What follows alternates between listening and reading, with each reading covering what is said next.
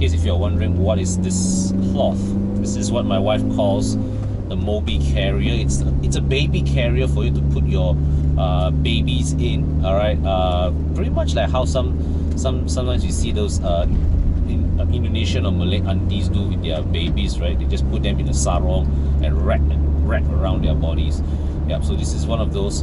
And so why am I out and about? Today is a vaccination appointment for my younger daughter. So yesterday I called the local clinic kesihatan, and they told me that that if your kid is as a vaccine appointment, it's best to just carry on rather than you skip or you postpone the vaccine. It is better to proceed with your vaccinations on schedule. Yep. So on my way to the hospital now to get it done. Hopefully I can get it done as quickly as possible and get out of there. I don't know about you guys, but to me, going out these days is just such a daunting exercise. I mean, really, the only place I feel safe beyond the compounds of my house right now these days is my mother's house, and that also I go there, I just drop whatever things at the terrace or pick up whatever things at the terrace. I don't see that, I don't meet them face to face direct, and I just bugger off. Alright, so yeah, I mean, just like a couple of times my wife asked me to go to the local supermarket to buy groceries and all that. Wow, I tell you, it's so stressful, you know. And the thing is that when I'm looking for my things, there are people there who still don't get the concept of social distancing. They still don't. It's like people are not so alert about the people around them. I mean, this is the active practice of social distancing when you are out doing your chores or your errands, is that you always need to maintain situational awareness of the people around you. It's a bit like driving, right, where you always need to maintain a certain sense around you of which car is where, which motorcycle is where around you. It's the same when you go and do your groceries, right? You have to be aware that, you know, if there's someone behind you, there's someone ahead of you, beside you, and you plot your movements to best give each other a wide berth. Okay, it's, as I said again, you do not know if that person standing right there is carrying the virus inside him or her or not. So especially when we see old people, we should especially give them a wide berth, because the consideration then will be, what if we are carrying the virus and we infect them and they can potentially die? You see, the thing about COVID-19 is this: if an average person like me, for example, if I contract the virus, there is a 9 out of 10 chance that I would survive, or maybe even better than that. So those are pretty good odds. And in Malaysia, our fatality rate is about 1%. So the chances are, if you kena, you will recover. But at the same time, you are spreading that virus everywhere along your path. Everybody that comes into contact with you suddenly becomes high risk, and all it takes is for you to infect just one senior citizen. That person goes to the grave, and it could easily be your folks, your uncles, your aunties, which really is not funny. So the scary thing about COVID-19 really is not its fatality rate. The fatality rate thus far we see has been low, but it is the rapidness which it infects people, you know, and the sheer how contagious it is. That is the most dangerous part of it, right? So for me right now, where going out really is strictly on a need-to basis. And every time if I have to go out and do the groceries or whatnot, going home, it's just even when you're there, right? You know, every few minutes you're gonna have, every time when you touch something, you want to sanitize your hand. You pick up like your things, you want to sanitize those things, and you know, you bring it into your car. Then after that, when you reach home, right, you bring those things down, you have to sanitize every barang there that you brought down. And then after that, you have to go bathe immediately. Your clothes go to the washing machine. Oh my god, are they kidding me?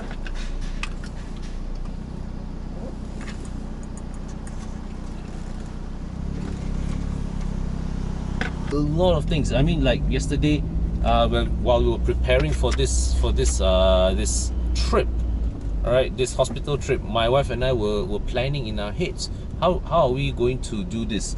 You know, or when we go home, what is, we already had to plan our SOP when I get home, right? So what's going to happen when I get home? Get down, right, straight away, bring my daughter to the bathroom, shower with her. Then my wife will be there to stand by. Once I finish soaping the baby, my wife's gonna have to take her off me, and then after that, you know, I continue my shower. Then all our clothes go straight into the washing machine and wash.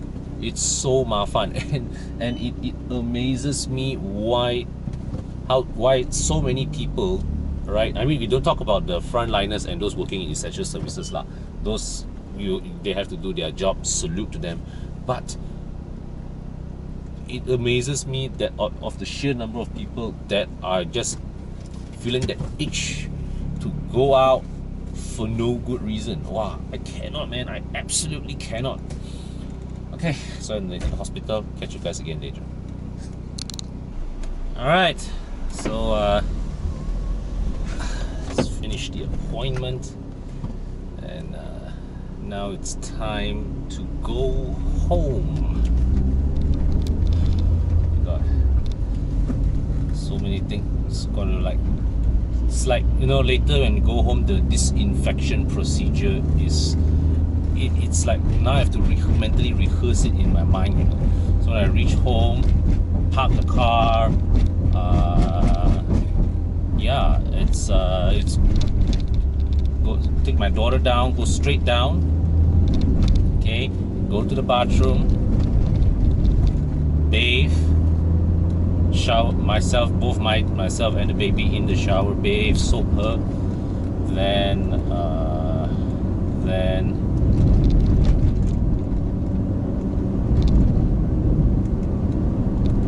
after that, my wife will take, after I soap her, my wife will take her off me, and I bathe, and all our clothes go into the washing machine and wash.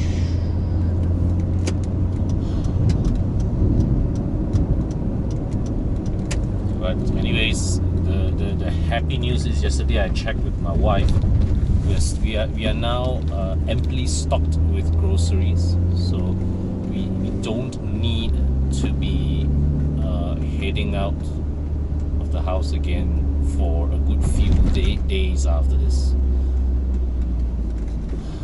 And you know, yesterday I saw a friend of mine shared on Facebook, right now, right, we need to carry this mindset that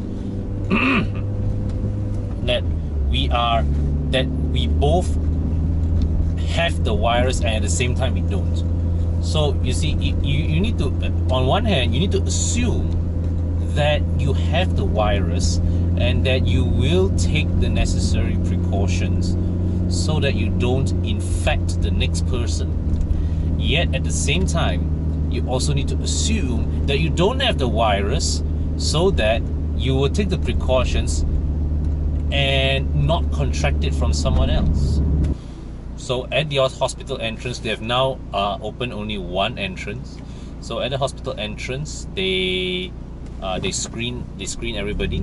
Okay, you have to fill in a declaration form to say that whether you have any of the symptoms. Do you have you been to any of these few countries the last 1 month or so? All right, and you have to leave your name and contact number on and your IC number on the form. The reason being, I believe, is also to assist in contact tracing, just in case along the way there is somebody who who visited the hospital on that day, diagnosed positive. It will help greatly in the health ministry's efforts to do their contact tracing. That's one. Then after that, when we got in, is the registration process, and registration process. Then Then after that, we have the registration. Then we have to go proceed to weigh the baby, measure the baby. From this part onwards, there is an unavoidable amount of close contact between yourself and the personnel in the hospital, which is why the medical frontliners, I'm not talking about those working in the COVID-19 wards, I'm talking about all those who are working, who are not in the who are not dealing with COVID-19, all the pediatricians and all that, they are still dealing with people of other illnesses who need treatment, right? These are the ones that are most at risk contracting the virus, okay? Because any one of their patients who came in and may not be aware whether they have the virus or not. All right, so that's one thing. And yeah, what was I saying? Oh yeah, so you have to do and then after that we got out and wait for our turn with the doctor. Doctor gave her the necessary jabs and her vaccinations. So we kept our contact to a minimum, and during the part where the doctor had to administer the injections, no choice, we had to come in close contact. But that aside, I think we tried to maintain a respectable distance between individuals as much as possible. This pediatrician, I observed that she practices good hygiene habits. Even on the medical book that she wrote on, she actually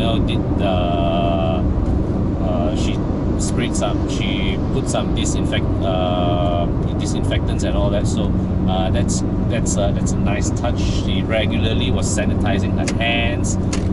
Okay, same goes to the nurse, which is extremely important this day and age. Then after that was we're done and headed home. And I forgot to bring my parking ticket down, which means I had to go back to the car, take my parking ticket, and go back into the hospital again to pay my parking. Then only I go out. That's my daughter's vaccination, and we won't be next one is not going to be due in August, so hopefully by then things are a lot more under control. We feel a lot safer out there, okay? And God, let's do this, guys. Let's do this.